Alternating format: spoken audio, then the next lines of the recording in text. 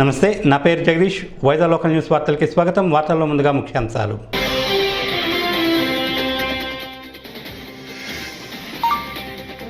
ప్రత్యేక హోదా రాష్ట్రానికి ముఖ్యం వ్యాఖ్యానించిన సిబిఐ మాజీ జేడీ లక్ష్మీనారాయణ.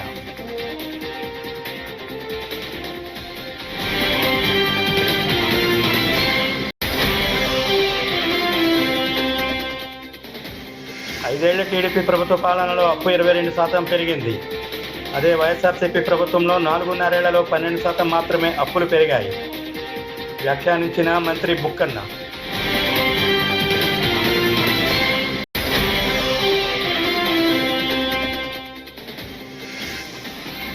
వైకాపా పాలనలో దళితులు నిరాదరణకు గురయ్యారు ఆరోపించిన మాజీ ఎంపీ జీవి హర్షకుమార్.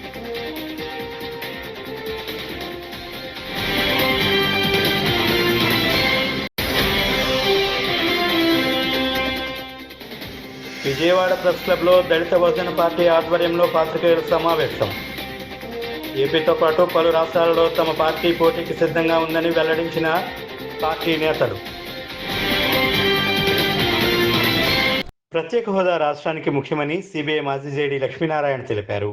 విజయవాడ ప్రెస్ క్లబ్లో గురువారం జరిగిన సమావేశంలో ఆయన మాట్లాడుతూ, విభజన చెందిన రాష్ట్రాలు అభివృద్ధి చెందాలంటే ఆ రాష్ట్రానికి రాయితీలు అవసరమన్నారు. రాష్ట్రంలోని రాజకీయ పార్టీల కారణంగా ఏపీ అభివృద్ధిలో కాకుండా అప్పుల్లో మొదటి స్థానంలో ఉందని వ్యాఖ్యానించారు. ప్రత్యేక హోదా సాధించే అవకాశం ఉన్నా ఆ దిశగా ప్రయత్నాలు చేయలేదన్నారు. హోదా విభజన హామీలు అన్నది మన రాష్ట్రానికి చాలా ముఖ్యం.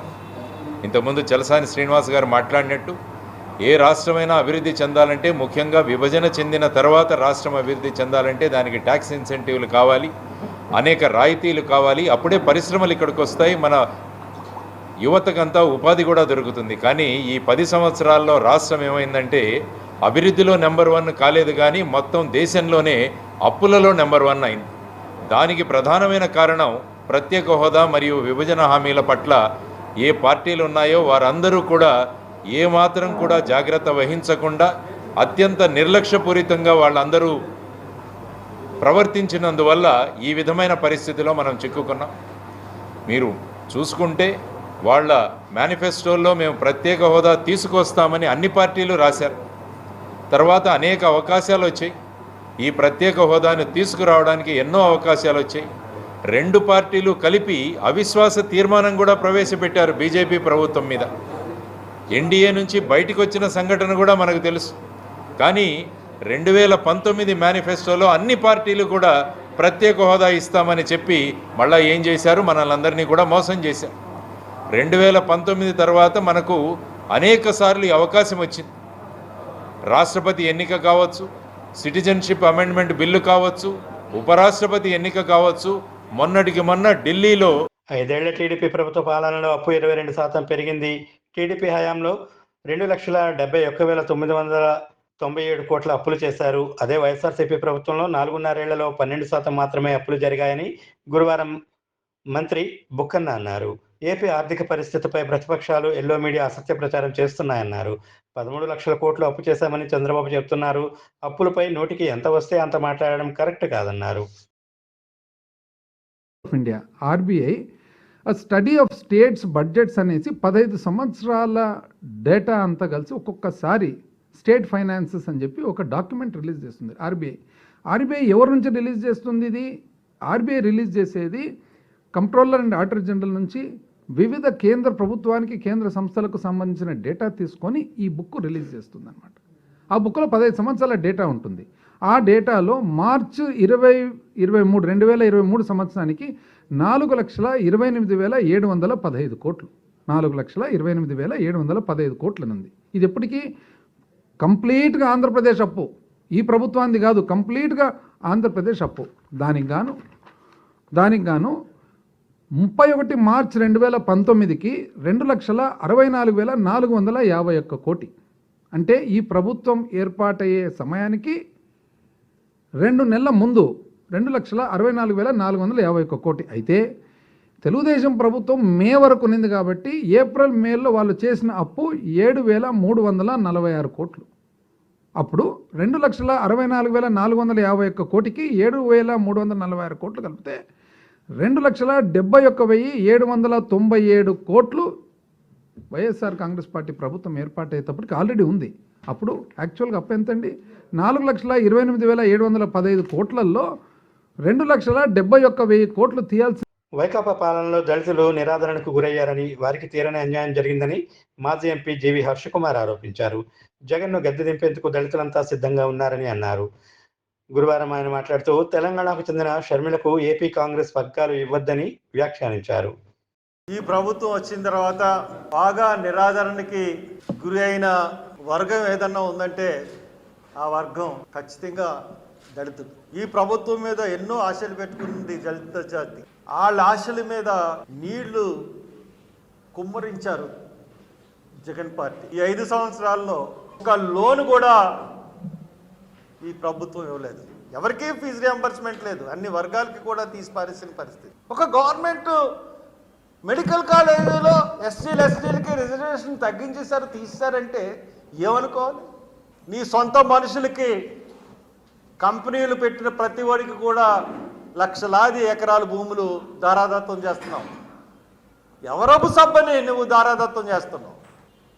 ఇటువంటి పరిస్థితుల్లో ఈ అన్యాయాలు, ఇంకా దళితుల మీద జరిగిన దాడుల గురించి మనం చూసినట్లయితే ఒక్క కేసులో మనకు న్యాయం జరిగిందంటే ఒక్క కేసులో కూడా న్యాయం జరగలేదు. ఈ జిల్లాలో ఎన్ని దారుణాలు జరిగినాయి, ఎన్ని హత్యలు జరిగినాయి, ఒక్కదానికన్నా సమాధానం, ఒక్కదానికన్నా శిక్ష పడింది. నువ్వు గద్దెనెక్కిన తర్వాత ఒక్క కేసులో కూడా తీర్పు రాలేదు. మరి దళితుల పట్ల నీకున్న ప్రేమ ఏంటి, ఔత్సల్యం ఏంటి, ఇవన్నీ కూడా దళితులు గ్రహిస్తూ ఉన్నారు. రేపొద్దున్న నిన్ను గద్దెనెక్కించడానికి ఎలాగైతే కృషి చేశారో ఈ రోజున నిన్ను గద్దె దించడానికి కూడా అదే విధంగా కృషి చేస్తామని చెప్పి ఈ సభ ద్వారా నిన్ను హెచ్చరించకపోతున్నాం జగన్మోహన్ రెడ్డి. ఒక రాష్ట్రంలో దళిత బహుజన పార్టీ ఆధ్వర్యంలో విజయవాడ ప్రెస్ క్లబ్లో పాత్రికేయుల సమావేశం జరిగింది. ఈ సందర్భంగా పార్టీ వ్యవస్థాపక అధ్యక్షులు వడ్లమూడి కృష్ణస్వరూప్ మాట్లాడుతూ ఏపీతో పాటు పలు రాష్ట్రాలలో తమ పోటీకి సిద్ధమైందని చెప్పారు. 2% ఉన్న రెడ్డి, కమ్మ సామాజిక వర్గం వారు మాత్రమే ఏపీలో రాజ్యాధికారంలో ఉన్నాయని అన్నారు. వారికి తగిన బుద్ధి చెప్పాల్సిన ఆవశ్యకత ఉందన్నారు. పెద్ద రాజకీయ పోరాటం చేస్తున్నాం. మరి మీడియా మిత్రులు ఆంధ్రప్రదేశ్ రాష్ట్రంతో పాటు ఒడిశా రాష్ట్రాల్లో కూడా ఎమ్మెల్యే, ఎంపీ అభ్యర్థులకు పోటీ చేస్తున్నాం. రాష్ట్ర స్థాయిలో దళిత జాతుల సీఎం సాధనే ప్రధాన లక్ష్యంతో ఎలక్షన్ ఎన్నికల మేనిఫెస్టోతో ముందుకు పోతున్నాం. అదేవిధంగా ఎంపీ నియోజకవర్గాలకి రాజ్యాంగం, ఈ మనువాద మోడీ మాఫియా పాలన నుండి రాజ్యాంగాన్ని రక్షించుకుందాం, దేశాన్ని కాపాడుకుందాం అనే పిలుపుతోటి ఎంపీ పార్లమెంట్ ఎన్నికలు కూడా మేము పిలుపునివ్వడం జరుగుతుంది. అందువల్ల ఆంధ్రప్రదేశ్లో 2% ఉన్న కులాలు ఈ రాజ్యాన్ని పరిపాలిస్తున్నాయి. ఇది చాలా సామాజిక అన్యాయం, ఇన్ సోషల్ జస్టిస్. కాబట్టి మెజారిటీ కులాలకి, మెజారిటీ జాతులకి పొలిటికల్ పవర్ రావాలి. ఆ పవర్ వచ్చినప్పుడే అన్ని సమస్యలు పరిష్కారం అవుతాయని, ఈ 2% లేని 2 దోపిడీ కులాలు, కాబట్టి ఈ 2% లేని 2 దోపిడీ కులాల రాజకీయ పార్టీలను ఓడిస్తే తప్ప, వీళ్ళని రాజకీయంగా సమాధి చేస్తే తప్ప ఈ ఆంధ్రప్రదేశ్లో అణగారిన కులాలకు, దళిత భోజన జాతులకి భవిష్యత్తు లేదని ఈ సందర్భంగా దళిత భోజన పార్టీగా మేము పిలుపునిస్తున్నాం. కాబట్టి రానున్న ఎన్నికల్లో మరి షెడ్యూల్ కులాలు, తెగలు, బ్యాక్వర్డ్ క్లాసెస్, మత మైనారిటీలు, ఓసీలు ఉన్న పేద వర్గాలు మొత్తం కలుపుకొని దళిత భోజన జాతులకి రాజ్యాధికారమైన ప్రధాన లక్ష్యంతో పనిచేస్తున్న దళిత భోజన పార్టీకి ప్రజలు అండదండలు వేయాలని, తమ పార్టీ అభ్యర్థులకి ఆంధ్రప్రదేశ్లో ఉన్న అన్ని అసెంబ్లీ, పార్లమెంటు నియోజకవర్గాల అభ్యర్థులకి ఓటు వేసి గెలిపించాలని ఈ సందర్భంగా పిలుపునిస్తారు. తాము అధికారంలోకి రాగానే నర్సింగ్ విభాగంలోని కాంట్రాక్ట్ ఎంప్లాయీస్ను రెగ్యులర్ చేస్తామని హామీ ఇచ్చి సీఎం జగన్ మోసం చేశారని ఏపీ నర్సింగ్ సంక్షేమ సంఘం రాష్ట్ర అధ్యక్షుడు ప్రసాద్ ఆవేదన వ్యక్తం చేశారు. ప్రెస్ క్లబ్లో ఆయన మాట్లాడుతూ కరోనా సమయంలో ఎంతో మంది చనిపోయారని, చనిపోయిన వారికి ₹1 కూడా నష్టపరిహారం ఇవ్వలేదని వాపోయారు. తమ సమస్యలు పరిష్కారం చేయాలని కోరారు.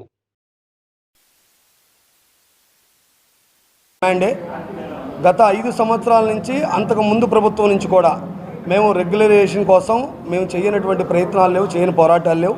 ఈ పరిస్థితుల్లో గత ప్రభుత్వం ఉన్నప్పుడు ప్రస్తుత ముఖ్యమంత్రి ఇచ్చినటువంటి హామీ, మేము గవర్నమెంట్లోకి రాగానే అసెంబ్లీ సాక్షిగా మాట్లాడినటువంటి మాటలు ఇవన్నీ కూడా మేము గవర్నమెంట్లోకి రాగానే కాంట్రాక్ట్ వాళ్ళని రెగ్యులర్ చేస్తామని చెప్పేసి చెప్పినటువంటి మాట. ఈ మాట అందరూ నిజం చేస్తారని నమ్మి మేమంతా కూడా చాలా ఆశ పెట్టుకుంటే ప్రస్తుతం ఉన్న పరిస్థితుల్లో 2014 జూన్ 2 వాళ్ళకు ముందున్న వాళ్ళని మాత్రం రెగ్యులర్ చేస్తామని చెప్పేసి ఒక శరాఘాతంగా స్టాఫ్ నర్సుల మెడ మీద కత్తి పెట్టిన వాటంలో ఏ ఒక్కరు స్టాఫ్ నర్సు కూడా రెగ్యులర్ కాకుండా రాష్ట్ర ప్రభుత్వం నిర్ణయం తీసుకుంది. ఈ పరిస్థితుల్లో మీ అందరికీ తెలుసు మిత్రులారా, మీడియా సహోదరులే దీనికి ప్రత్యక్ష సాక్ష్యం. కరోనా సమయాల్లో అనేక మంది మా కాంట్రాక్ట్ ఉద్యోగులు నిలువున చచ్చిపోయారు, కుటుంబాలకు దూరం అయ్యారు. ఈ రోజు కూడా ఒక్క కుటుంబానికి ₹1 మాకు అందినటువంటి పరిస్థితి లేదు. కాబట్టి ప్రధానంగా ఒకే ఒక్క డిమాండ్తో రాష్ట్ర వ్యాప్తంగా ఉన్నటువంటి నర్సింగ్ సంఘాలన్నీ కూడా ఒకే వేదిక మీదకి వచ్చి ఒకే డిమాండ్ చేస్తూ ఉన్నాం. రాష్ట్రంలో ఉన్న కాంట్రాక్ట్ ఉద్యోగులందరూ కూడా రెగ్యులర్ అవ్వడానికి కావాల్సినటువంటి నిర్ణయాన్ని వెంటనే తీసుకోవాలి రాష్ట్ర ముఖ్యమంత్రి గారు. రాష్ట్ర ముఖ్యమంత్రి గారు ఆ నిర్ణయం తీసుకొని నర్సులు చేసినటువంటి సేవలకి విలువ ఇవ్వకపోతే, నర్సులు చేసినటువంటి సేవలను గుర్తించకపోతే, గత ప్రభుత్వం ఏదైతే పొరపాటు చేసిందో అదే పొరపాటు ప్రస్తుత రాష్ట్ర ప్రభుత్వం చేస్తుంది. ఆ పొరపాటుకి తగిన మూల్యం చెల్లించుకోవడానికి కూడా ఈ రాష్ట్ర ప్రభుత్వం సిద్ధంగా ఉండాలి. మేము గౌరవ ముఖ్యమంత్రి గారిని చాలా అభిమానించాం. ఒకప్పుడు మా తలల మీద చేతులేసి నేనున్నానని చెప్పిన మాట ఇంకా నిజం చేసుకోకుండా ఆయన మమ్మల్ని మోసం చేస్తూనే ఉన్నాడు. తెల్లని బట్టలు వేసుకొని పేషెంట్లకి డ్యూటీలు చేసుకుంటారు, వీళ్ళేం చేయలేరులే అనే భ్రమలో ప్రస్తుత ప్రభుత్వం ఉంటే మేము తీసుకునేటువంటి కఠిన నిర్ణయాలకి బాధ్యత కూడా రాష్ట్ర ప్రభుత్వమే వహించాలని ఈ సందర్భంగా తెలియదు. ప్రభుత్వంతో నిన్న జరిగిన చర్చలు సఫలమయ్యాయని ఏఐటీయూసీ నగర ప్రధాన కార్యదర్శి ఎం సాంబశివరావు తెలిపారు. గురువారం విజయవాడలో మాట్లాడుతూ ప్రతి కార్మికుడికి 21,000 జీతం ఇస్తామని, పార్క్ వర్కర్స్, డ్రైవర్స్, క్లీనర్స్ కు జీతం 6,000 పెంచుతుందని అన్నారు. Skill, semi skill, high skill పరిశీలన చేసి విభజన చేస్తామని హామీ ఇచ్చిందని 9 మందితో కమిటీ ఏర్పాటు చేసిందన్నారు. మన రాష్ట్రంలో గత 26వ తారీఖున ప్రభుత్వంతో తమ డిమాండ్ల సాధన కోసం చర్చలు ప్రారంభించారు. ఈ చర్చల్లో ప్రధాన డిమాండ్లు అంటే సమాన పనికి సమాన వేతనం 26,000 కంపల్సరీగా ఇవ్వాలని చెప్పేసి, అలాగే బేషరతుగా అవుట్సోర్సెస్లో పనిచేస్తున్న కార్మికులకు పర్మనెంట్ చేయాలని చెప్పి, అలాగే ఫంక్షన్ తక్కువ సౌకర్యాలన్నీ కూడా కలిగించాలని అనేక డిమాండ్లతో మేము ఈ ప్రభుత్వం దగ్గర పెట్టడం జరిగింది. ఆ చర్చలలో ప్రభుత్వం తన వైఖరిని మార్చుకోకుండా తాము పెంచలేమని చెప్పడం జరిగింది. ఆ సందర్భంగా చర్చలు విఫలమని పలు దఫాలుగా 3 సార్లుగా చర్చలు జరిగినాయి. ఈ సమ్మెకాలంలో ఆఖరిగా నిన్న జరిగిన చర్చల్లో ప్రభుత్వానికి, ఉద్యోగ సంఘాలు, కార్మిక సంఘాలకి మధ్య చర్చలు ఫలప్రదమైనవి. ప్రతి కార్మికుడికి కూడా 21,000 జీతం ఇస్తామని చెప్పేసి చెప్పడం అనేది జరిగింది. అలాగే పార్క్ వర్కర్సు, టీడీపీ ఎన్ఆర్ఐ కార్యకర్త బొద్దులూరి యశస్వి తిరుపతిలో సిఐడి విచారణకు హాజరయ్యారు. వైకాపా ప్రభుత్వానికి ముఖ్యమంత్రి జగన్కు వ్యతిరేకంగా సోషల్ మీడియాలో పోస్టులు పెట్టినందుకు ఆయనపై కేసు నమోదు చేసిన విషయం తెలిసిందే. విచారణ అనంతరం మీడియాతో మాట్లాడిన ఆయన మార్ఫింగ్ చేసిన వీడియోను తనపై తప్పుడు కేసులు పెడుతున్నారని ఆరోపించారు. అందరికి తెలిసిందే, మొన్న 23వ తారీఖు నేను ఇండియా వచ్చాను మా తల్లిగారిని చూడటానికి, అనారోగ్యంగా ఉన్న తల్లిగారిని చూడటానికి. సిఐడి పోలీసులు నన్ను ఎయిర్పోర్ట్లో అదుపులోకి తీసుకొని 41A నోటీసులు ఇవ్వడం జరిగింది, గుంటూరు తీసుకొచ్చి. ఆ 41A నోటీసుల్లో 2 ఎఫ్ఐఆర్లలో నేను ఇవాళ ఇన్వెస్టిగేషన్కి హాజరవడం జరిగింది. మేము ప్రజాస్వామ్యబద్ధంగా ప్రభుత్వాన్ని చేస్తున్న తప్పులను ప్రశ్నిస్తుంటే అధికారం అడ్డుపెట్టుకొని పోలీసుల ద్వారా మమ్మల్ని వేధించే ప్రయత్నం చేస్తూనే ఉన్నారు ముఖ్యమంత్రి గారు. జగన్మోహన్ రెడ్డి గారు ఒక విషయం గుర్తుపెట్టుకోవాలి, ఆయన ఆంధ్రప్రదేశ్ రాష్ట్రానికి ముఖ్యమంత్రి అంటే 5 కోట్ల ప్రజలకు కూడా ముఖ్యమంత్రి ఆయన. కానీ ఆయన పార్టీకే ముఖ్యమంత్రి, ఆయన పార్టీ కార్యకర్తలకే ముఖ్యమంత్రిగా వ్యవహరిస్తూ ఈరోజు ప్రతిపక్ష పార్టీ కార్యకర్తలు కానీ నాయకులు కానీ ఎవరెవరైతే ప్రశ్నిస్తున్నారో వాళ్ళందరినీ అణిచివేసే ప్రయత్నం చేస్తూనే ఉన్నారు నిరంతరంగా. ఈరోజు జగన్మోహన్ రెడ్డి గారు చేస్తున్న అరాచకాలని, జగన్మోహన్ రెడ్డి గారు తీసుకున్న నిర్ణయాలని మేము ప్రశ్నించామని చెప్పి ప్రసార మాధ్యమాలలో మా మీద దొంగ కేసులు కట్టి ఈరోజు పోలీసుల ద్వారా ఈ రకంగా వేధించే ప్రయత్నం చేస్తూనే ఉన్నారు. మేము ఏ రోజు కూడా ఎక్కడ కూడా అసభ్యకరంగా మాట్లాడిన దాఖలాలు లేదు, లేదా మేము ఏ రోజు కూడా ఏ రకంగా కూడా అంటే ప్రజాస్వామ్యబద్ధంగా ప్రశ్నించాము తప్పితే జగన్మోహన్ రెడ్డి గారి పార్టీలో ఉన్న కార్యకర్తల ద్వారా మేము ఏ రోజు అసభ్యకరంగా మాట్లాడలేదు. జగన్మోహన్ రెడ్డి గారి ప్రభుత్వం ఇంకొక 2 నెలలు మాత్రమే ఉంటుంది. అందరికీ జగన్మోహన్ రెడ్డి గారి వల్ల ఆంధ్రప్రదేశ్ రాష్ట్రానికి ఒరిగిందేమీ లేదు. ఆయన ముఖ్యమంత్రి అయిన తర్వాత ఆంధ్రప్రదేశ్ రాష్ట్రానికి 10.5 లక్షల శ్రీకాళహస్తీశ్వర దేవస్థానం ఆలయంలో అమావాస్య సందర్భంగా ఆలయ అలంకార మండపం వద్ద స్వామి అమ్మవారిని ఉత్సవమూర్తిని సుందరంగా వివిధ రకాల పుష్పాలతో ఆభరణాలతో చక్కగా అలంకరించి మంగళ వాయిద్యాలతో మేళ తాళాలతో ఆలయ ఆవరణలో స్వామి అమ్మవారిని ఊరేగించారు.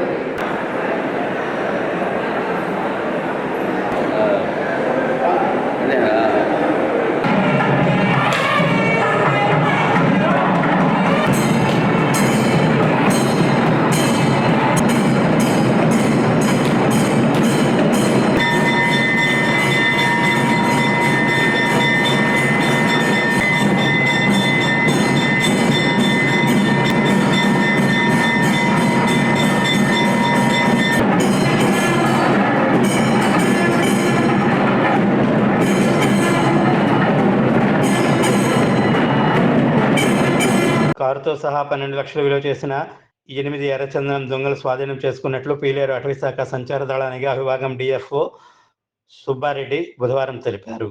చిత్తూరు జిల్లా పులిచెర్ల కొత్తపేట వద్ద వాహన తనిఖీ చేస్తుండగా అటుగా వచ్చిన ఓ కారు ఆగకుండా వేగంగా దూసుకుపోయిందన్నారు. తాము వెంటనే దాని వెంటపడగా డ్రైవర్ వెంకటాపురం వద్ద ఆపి చీకట్లో పారిపోయాడన్నారు.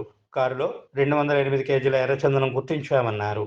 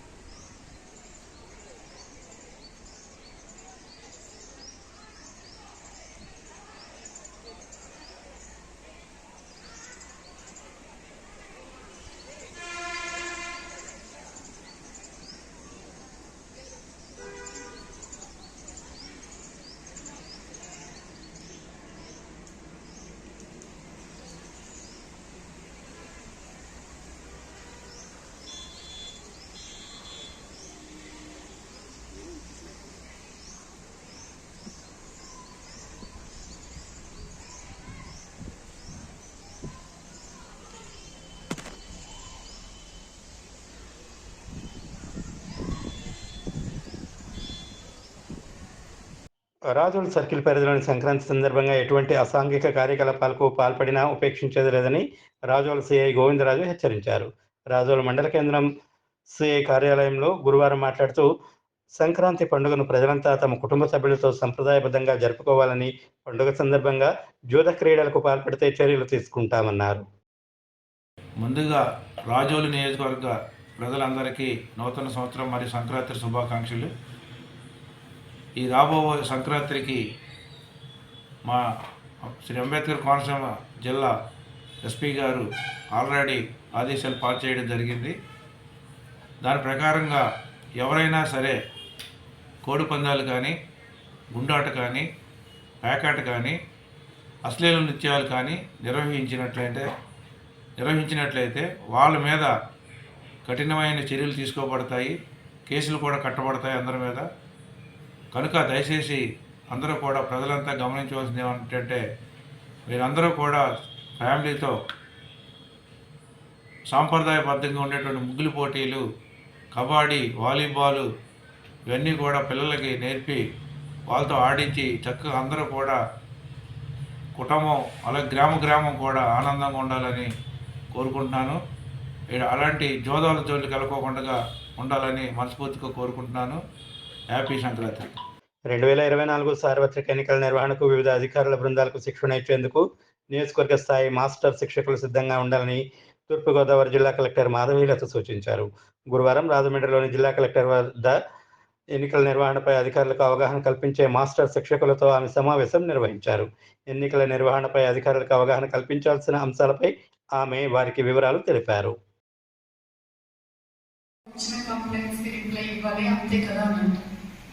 కానీ వీటిలో కూడా స్టాట్యూటరీ టైం పీరియడ్ ఉంది ప్రతి ఒక్కదానికి. సపోజ్ సివిజిల్ తీసుకుంటారు, సివిజిల్కి ఎంత టైం ఉంది? 100 minutes టైం ఉంది. ఈ 100 minutes లో we have to give reply, action taken report ఇవ్వాలి. ఈ 100 minutes ని కూడా మళ్ళీ డివైడ్ చేస్తారు. ఎలా అని, ఎవరికి ఎలా ఎంతసేపట్లోకి మెసేజ్ వెళ్ళాలి అని. And mind all of you that Election Commission will be very serious if any deviation is there. అంతా బాగున్నంత వరకు బాగుంటుంది. మీరు లాస్ట్ 2 days నుంచి పేపర్స్ లో చదువుతూ ఉంటారు అండ్ వాట్ హ్యాపెండ్ అనేది కూడా మీకు తెలుస్తూ ఉంటుంది. And they are taking out the previous elections data also. ఈసారి మీకు ఇన్ని కేసెస్ వచ్చాయి, సో ప్రీవియస్ ఎలక్షన్ లో ఎన్ని వచ్చాయి, 19 లో ఎన్ని వచ్చాయి, 14 లో ఎన్ని వచ్చాయి. అండ్ మెనీ సమాజం పట్ల సామాజిక బాధ్యతతో star tree contract logistic company చేస్తున్న నిరంతర సేవ అభినందించదగ్గ తప్పదని Tata steel FAM division senior manager supply chain happy Patnaik, Visakha head Suresh, waves head Shukla అన్నారు. ఈ సందర్భంగా స్టార్ ట్రీ లాజిస్టిక్స్ ఆధ్వర్యంలో టాటా లాజిస్టిక్స్ సీవేవ్ సౌజన్యంతో పోర్ట్ మెయిన్ యార్డు వద్ద నిర్వహించిన ఉచిత కంటి పరీక్షలు, ఉచిత వైద్య శిబిరాన్ని star tree contract Vizag head సన్యాసి నాయుడుతో కలిసి ప్రారంభించారు. అనంతరం మాట్లాడుతూ స్టార్ ట్రీ సంస్థ ప్రతి 6 నెలలకు ఒకసారి సామాజిక బాధ్యతతో ఉచిత వైద్య చికిత్స నిర్వహించడంతో పాటు ఉచితంగా మందులు పంపిణీ చేస్తూ కంటి పరీక్షలు, షుగర్, బీపీ టెస్టులు నిర్వహించడం హర్షణీయమన్నారు.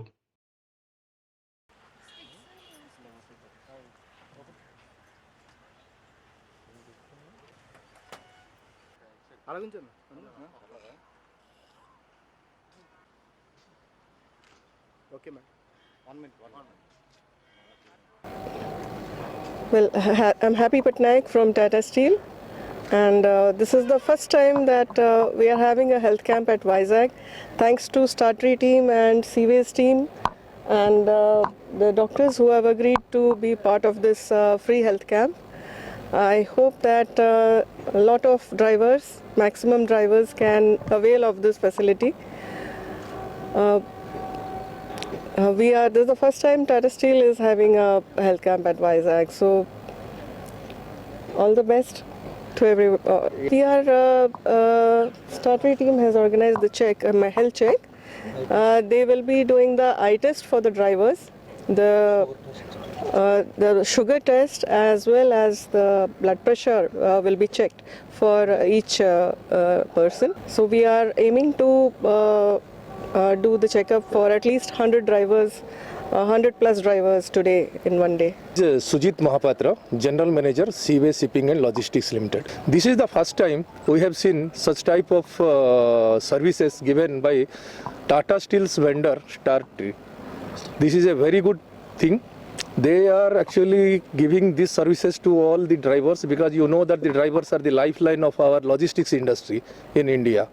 Being actually the drivers' health, nutrition and everything that will be come into this, so they may able to know that their cargo safety as well as the drivers' health.